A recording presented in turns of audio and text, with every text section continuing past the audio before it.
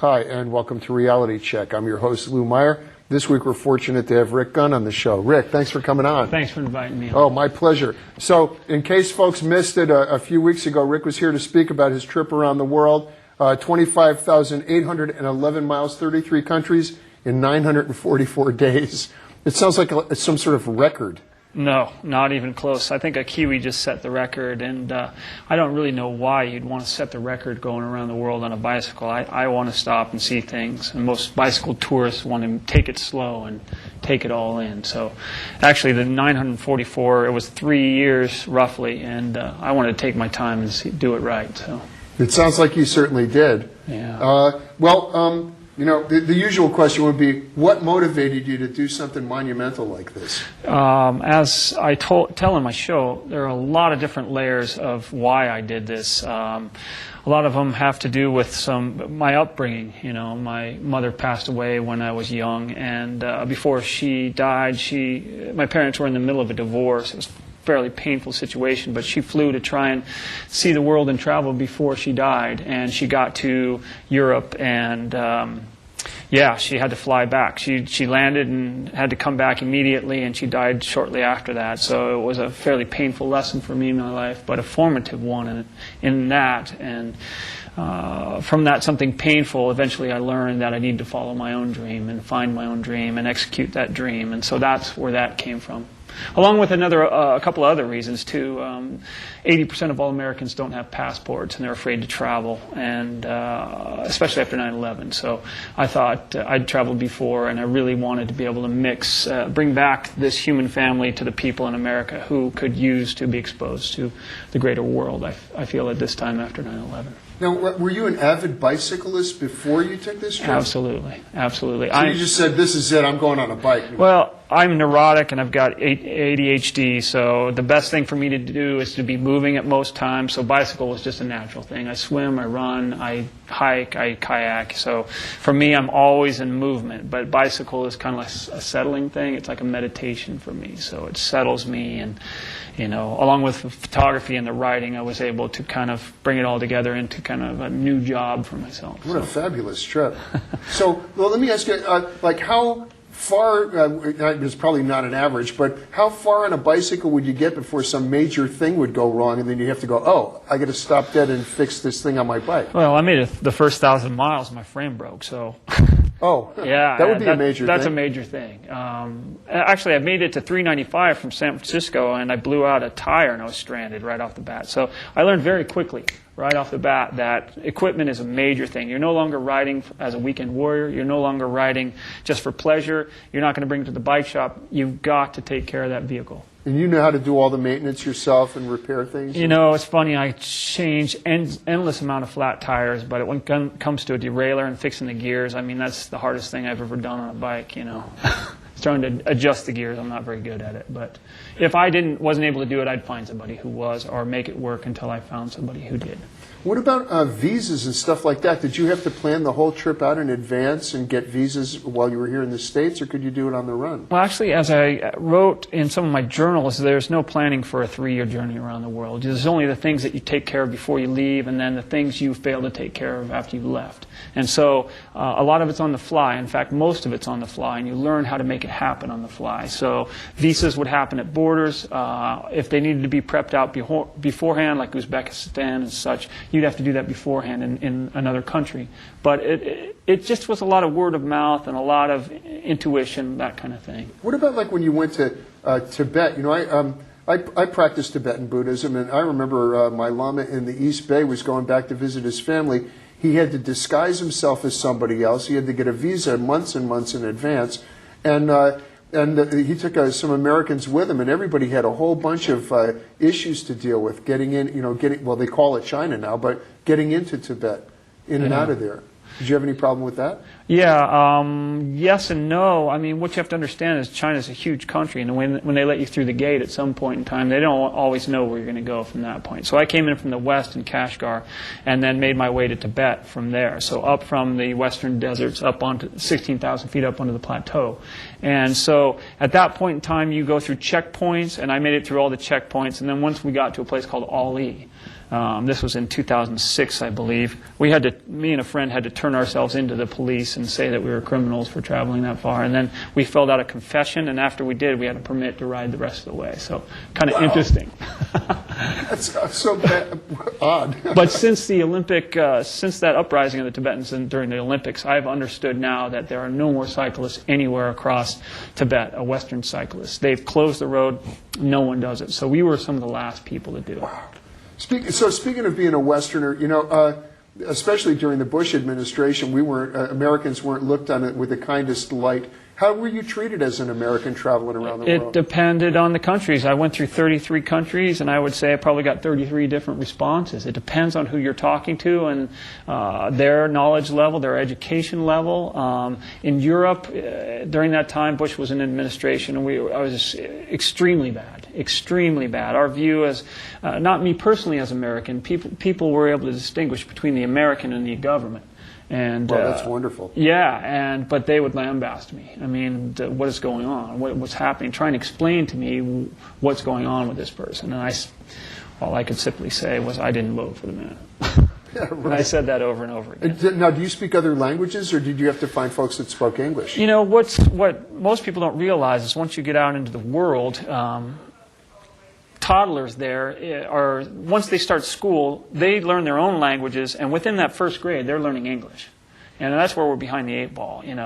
Every other country teaches their children English as a second language starting in the first few grades. So that's so you important. can communicate comfortably with just about anybody. If you can't, you'll get through what you need to get through. I mean, usually tourists are a source of money, so they're going to find a way to communicate with you and figure out what you need. So. Speaking of the money issue, I noticed in your blog $2,600 cash and passports stolen in Western China. How does a big strapping white guy in China with no money and no passport survive? Well, I mean, let's back up a little bit. I cycled across America, and then I cycled across Europe for 8 months, and then from Turkey through Uzbekistan, Kyrgyzstan, into China first. So, I went through that amount. So I was kind of seasoned at that point in time. But I'd made the mistake of leaving my money belt out. It was snagged. Someone took it. It was gone. By the good nature of other people, to be honest with you. A gentleman I was traveling with from Germany, his parents actually sent money to him because I didn't have any ID to receive money. Got me a plane ticket to Hong Kong to get a new passport. I came back. I lost $2,600. There were people following me by web and by newspaper, and those people were so interested in seeing me finish my trip that they replaced all that money within a week's time. Oh, that's wonderful. Yeah. So I think once I set my intent on this thing and people realized that I was serious about it, it's weird. Doors start to open for you when you set your intent. It's so true. Well, it's true in just even day-to-day life, but people don't realize they're creating their own reality for themselves. Absolutely. So, did you do a lot of training for this? Did you practice Ironman stuff to make sure you'd be able to, bicycle at 20,000 feet or whatever? Well, going back again, like I said, I'm neurotic about cycling, about staying in movement. So I was pretty well trained, but no one can really train you for saddle sores, and you get a lot of those. But no, I mean, it crushed me. Having to go up into 18,000 feet on a bicycle was, one of the hardest, it was the hardest physical thing I've ever done in my life. And being deprived of a lot of different other things in some of these countries was mentally challenging. And I would be honest with you, there's times when I went completely nuts. I'm sure. What about food and stuff, in Tibet, food is good in the rest of the world, but in Tibet, it's almost like you have your choice between some rubbery vegetables, 3 packs of noodles a day is what I was eating, top ramen, and then rotten goat meat. So, my body survived off of, 3 packs of top ramen noodles a day. And this is the most strenuous part of the trip, probably. It was, and it was trial by fire. I mean, I lost 15 pounds, and I was already skinny, so... it was challenging beyond belief, but also it built character in a way that I still am kind of unweaving in my mind. So, the journey took a turning point right after that. I almost gave up, and then I started to have some different experiences at that point in time, and then the whole journey changed its direction and intent. So that's an interesting point. So you almost gave up, but there you are. So. Did you have to meditate your way out of it, or do you sit there and talk to yourself and go, "Look, Rick, we're there. let's move, let's keep this thing happening? This or- is what I said to myself. I said, I would have talked to myself. I had to. I had no one else to talk to. And I'd write. But I said to myself a small trick. I would say, if you want to quit, Rick, you can quit tomorrow. And tomorrow never comes. So I would constantly keep saying that to myself. The second thing is I would say is that no matter how bad or how good it gets, it's going to change. Like your Buddhist philosophy, it will change. And so the impermanence of it was something I kind of dwelled upon. And in that, it gave me the strength to move through. Like, this will change. As bad as it gets, it's going to get better. Or if it's super great, it's going to get worse. And so it would always change. And once I made peace with that change, I was able to move forward without as much discomfort. And you didn't travel with a group of people or anything? You were pretty much a solo act for most of it? I was a solo act for most, but I traveled part and parcel with small groups of people, and then also with individuals I traveled with a Slovenian woman who was the first woman to ride a bicycle from Slovenia solo all the way to Beijing via Tibet.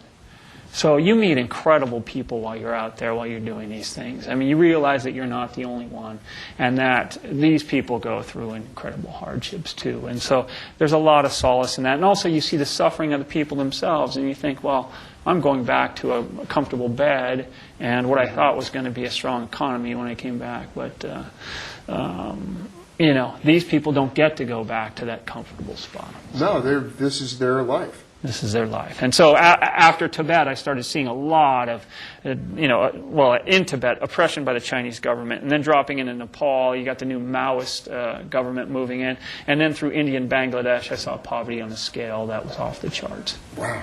Yeah. I've heard about India. It's just, I've never been there, but it just sounds devastating. Well, it's everything. And with 1 billion people, it's not just devastating. It's beautiful, and it's holy, and it's spiritual, and it's depressing, and it's all those things. You can't really put one label on India. I mean, it's magic, but it's also tragic. So these things started to shift the intent of my journey. And by the time I reached Bangladesh, then it shifted into an entirely different journey. Man. So at the end of the day, so you weren't riding around in the middle of the night and everything, or were you doing that?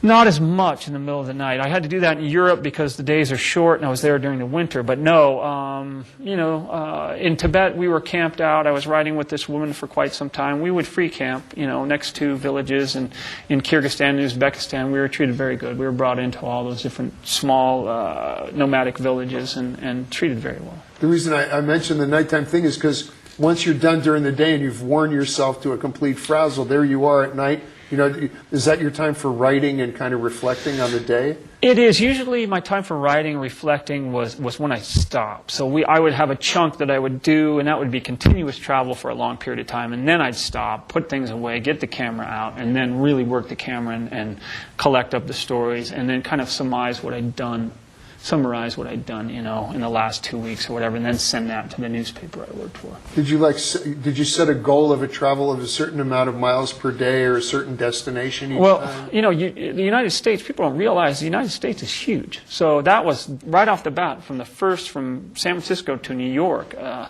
had to ride 70 miles a day up to 113 a day and do that, every day, until I got to the Brooklyn Bridge from the Golden Gate Bridge. So that was the hugest chunk. Also covering Tibet, I'm on a timeline because I've got a visa that's got to be, in a certain amount of days. And I've got 1,200 miles to ride on a nasty road. In the outback or in Indonesia, I have to get across Indonesia, all the island chain, in 2 months.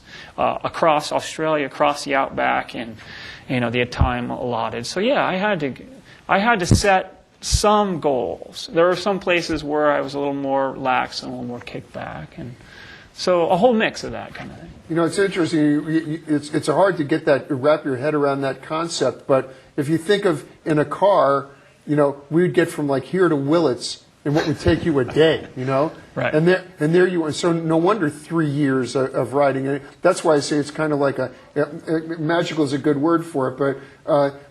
To me, 3 years is like a short amount of time to do all that riding. It is indeed, and you see people who have been out. I've got friends, Tim and Cindy Travis at downtheroad.org, who've been out for 8 years, and they don't plan on stopping until they retire. So they are out indefinitely. Wow. Yeah. They just travel everywhere on bicycles? Yeah, I met quite a few people out there. Another gentleman who's traveling, he's from Iran, and we rode together, and he's traveling indefinitely now, planting trees wherever he goes, and working on environmental projects and working on peace projects as he did with me. Well, how do you guys sustain yourselves? How does somebody sustain themselves for 8 years riding around on a bicycle? Do they have sponsors? Do they send articles into papers like you? Sell photos? I mean, what? Well, let me tell you the story of him, and I'll let you take it from there. He had $500 in his pocket. He was working as an engineer. He got his degree. He woke up one day, he was climbing Mount Damavand in Iran, and then he called his mom on the cell phone crying. He said, "This is not my life. This is not what I meant to do." So he got $500 together and left Iran. And this is a devout Muslim man, and he said, inshallah, if this happens, to the good grace of God. And he's been gone for 5 years, and people have supplied him with money and with equipment and with sponsorship. And, if you set your intent and you truly set it, that's the thing. Some people don't, they're kind of wishy-washy, and they don't get what they set their intent on. And I'm not just saying set your intent on, I want money or I want equipment. It's that, what do you plan to do? What's the intent of your journey? And his was to, raise awareness about environmental issues and to build friendships, as he did with me. So you sort of have a built-in marketing scheme there, whether you want to or not. You have this wonderful intention. That's the marketing scheme right there. Yeah. I don't mean it in a negative way. I just mean that, holy mackerel, look at what this guy's doing. Right. We need to support this. That's the way it worked for me. I can't speak for other people. That's the way it worked for him. I just think that if you really set your compass straight and you do it for the right reasons, people will jump on board. And you'll go through rough times. I did. At the end, I was on a budget of $5 a day for the last, 3 months. And believe me, that's a rough go. You think you'll do it again? I don't know.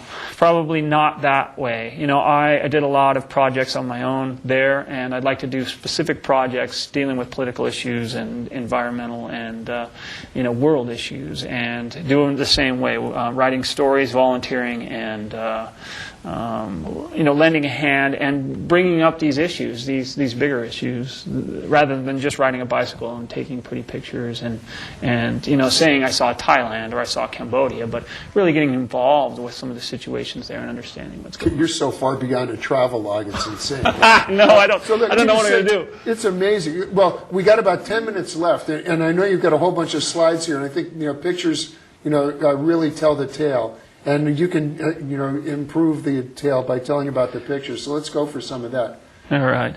Well, it's I shot 52,000 and I picked 38, and it does it no justice whatsoever. But we'll give it our best. This is from my beginning at the Golden Gate Bridge in 2005, and then moving quickly there, I rode up to South Lake Tahoe, up and over, down 395, and then across Death Valley in the middle of July at 117 degrees there. Ouch. And then across the states into the Bible Belt, across the Rockies into Virginia, and then up to the Brooklyn Bridge. I flew from the Brooklyn Bridge out to Lyon, France, and then cycled into Switzerland with a friend, and then did 8 months in Europe through a lot of countries. It's hard to name them all, but Switzerland, Austria, Hungary, Germany. And then eventually circling my way down and making my way into Turkey. So this image here is from Istanbul. Your photographs are excellent. Thank you. I mean, this is just a very small cross cut, and if people come to see the show, they see 350 photos, and there's stories that are much more intricate. So this is in Turkey here, and that's Cappadocia, one of my favorite spots on the planet. Geographically unique and culturally unique in that the Hittites in the 11th century carved homes out of these very strange-looking rocks here. I made my way into Uzbekistan, and everybody said, well, all friends and family, these people are going to kill you and gut you, and the Muslims hate us. And I think this photo really kind of shares with you what these people were really like. They weren't toting, AK-47s, and they weren't out to kill me, even though they knew I was American. I traveled from Uzbekistan through the heart of Central Asia into Kyrgyzstan. And I would camp out right next to these nomadic herders with a friend of mine from Germany, Christoph Flatum. Is that the tent that you were using on your trip? This is the tent I was using, and that's their tent in the background. I like theirs better.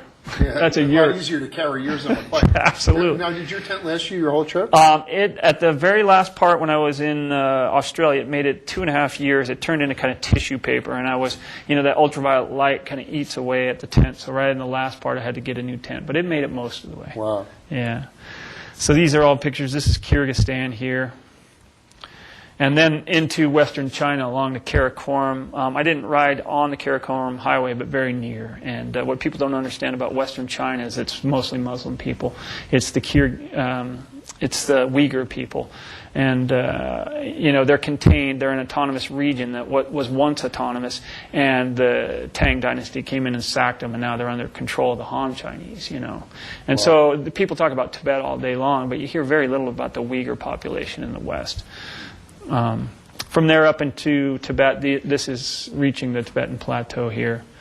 What elevation are you at here? Oh, wow. 16,000 feet at an average, up to 18,000 feet. How long did it take you you did this slowly, right? You didn't just try and, zoom I was up the hill? up to 16,000 feet within 5 days, and it crushed me. It absolutely killed me. I didn't think you could even do that. Yeah, I didn't think so either. But now we know it's doable. Yeah, this is a photo after I lost all the weight. This is the crest of the Himalayas before I dropped down into Nepal, drop another 16,000 feet. And I lost a lot of weight, and my altitude was not very good at this point in time. Then into Nepal here. And then into India along the Ganges River in Varanasi here, and this is where the Hindus come to have their bodies burned. Or they don't. Some of them show up before they die, but a lot of the bodies are shipped there. And it's an interesting place. They burn bodies 24 hours a day on the banks of the Ganges. This is a religious.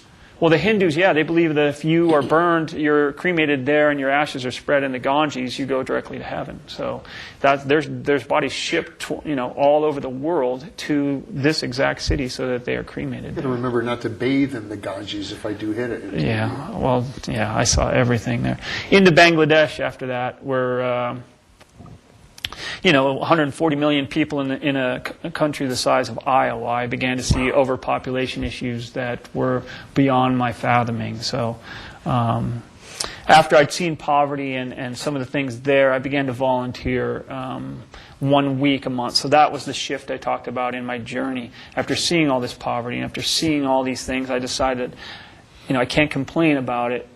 I need to do something. So I began volunteering. And my first volunteer stint was in an AIDS clinic in Thailand where, AIDS is still rampant. Yeah. And so my job was to help feed these people or move them or clean them. And then my second, it wasn't a volunteer stint, but it was a story. I would do stories about people who were making a difference in the world. And this gentleman here is a former UN peacekeeper who's now extracting bombs out of the Laotian countryside. During the Silent War, we dropped 450,000 tons of ordnance, and a third of those are still alive, and they kill hundreds each year, mostly children. And they encapsulate the villages, so the villages, when they grow, they can't move outwards because those bombs are still there. And so they're impoverished due to that war back in the 70s. So people don't understand that the effects of war last long after the war is over. And in Vietnam here, this young boy, the average age in Vietnam is 26 years old. He knows very little about the Vietnam War, but he's out swinging his pick in his field and hits one of those bombs left over from America, and boom, there goes his arms and one of his legs. So I did some work there, and so I began volunteering, and that was one of the important things for me at that point in time, was just not only to witness these things that I thought were tragedies, but to try and help do something about them. And so, well, thanks for capturing them on photos so that the rest of us can see them as well. Yeah, this little boy was same thing, was blown up by a bomb that had been left in the countryside. Oh. Poverty in Cambodia, I did some teaching of school children there. Cambodia is a unique thing in that the Chevron Corporation, located in San Ramon, is developing blocks of oil off the Gulf there in cahoots with the Cambodian government. And what happens is when you put money into the hands of a corrupt government, the price of land in Cambodia goes way up, and the government kicks all the peasants off that land to be sold. So they're just fueling that. So yeah, I dealt with some pretty heavy issues there through Cambodia, and then I rode together with an Iranian gentleman, and then did some work in Borneo and Indonesia. But yeah, I think if you come, you can come and see the show and see more of it. I'll be having a show, I think, during the tour of Nevada, the 50th. Oh, great. Yeah. During Amgen you'll be in? Not Amgen, but the Nevada City, the tour of Nevada City Classic.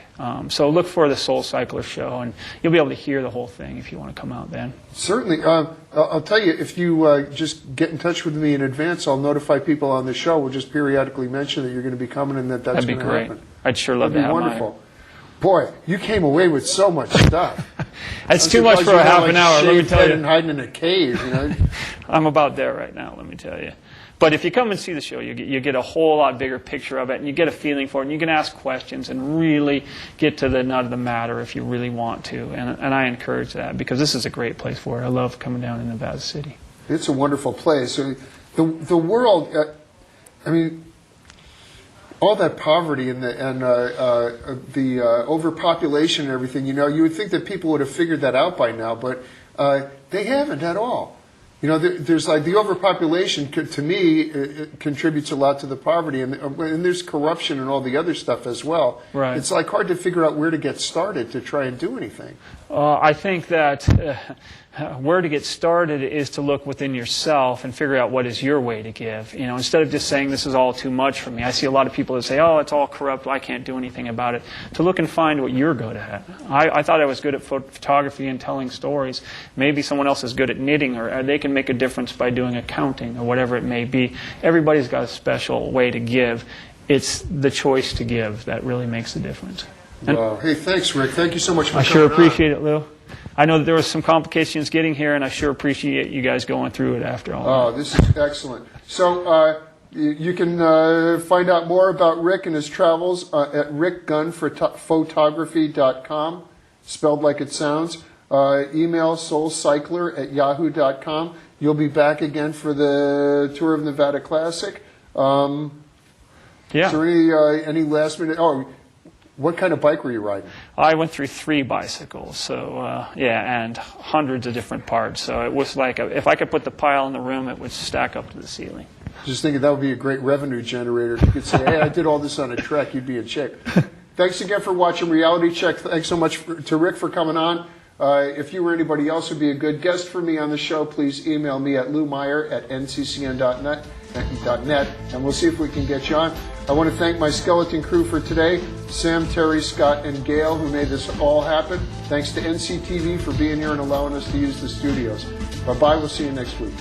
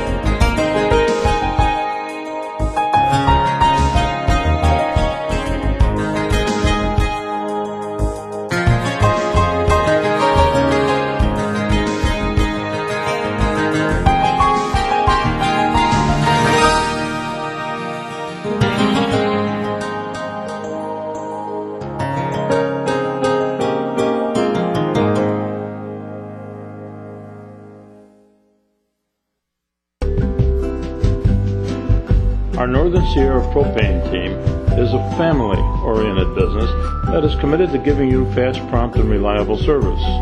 Our goal is to never leave you without gas or heat in your home or your business.